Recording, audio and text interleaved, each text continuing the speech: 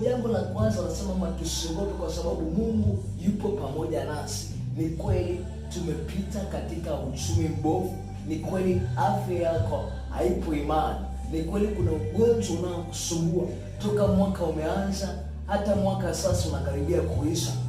Pia katika hilo jambo Mungu anasema kwamba usiogope. Kwa sababu gani? Yeye yupo pamoja nasi. Yeye yupo pamoja nasi. Ingawa aje pengine umeomba kwa ajili ya watoto wako watoke katika vifungo fulani ambavyo wamefungwa katika maisha yako au katika maisha ambayo wanayaishi ambayo si mazuri wanayoishi, unaomba na kufunga na kutafuta uso wa Mungu, bado Mungu anakuambia usiogope hiyo changamoto waliokuwa nayo. Lakini pia ni kwenye uchumi pengine au ni biashara, umepita katika madeni fulani, Mungu anakuambia bado usiogope. Tunaambia tusiogope, tuendelee kukaza mwendo mbele. Ukiendelea kusoma hapa katika ule mstari wa 10 anasema kwamba usifadhaike kwa maana mimi ni Mungu wako. Usifadhaike kwa sababu yeye ni Mungu wetu. Kwa neno la kwanza lilitujia kwamba tusiogope.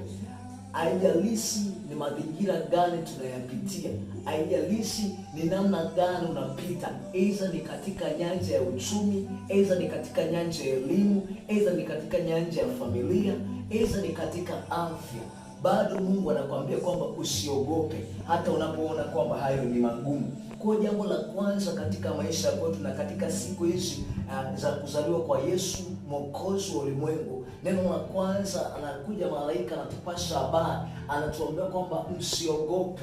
Bwana apewe sifa. Lakini jambo la pili ambalo anazungumza kwamba habari njema kwa watu wote. Tunapewa habari njema.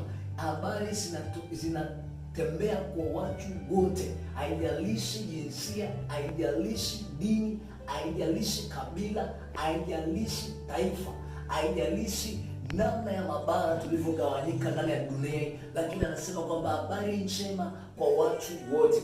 Ukiendelea kusoma hapo katika Luka mstari wa 10:11 unaona kwamba anakwambia tumekuletea habari njema. Tumekuja kwa habari njema.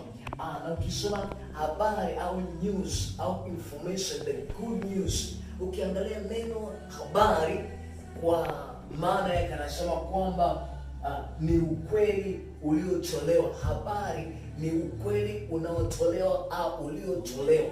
Kama habari ni ukweli uliotolewa, kwa maana hiyo kwamba Kristo Yesu alikuja ulimwenguni akatupasha habari njema.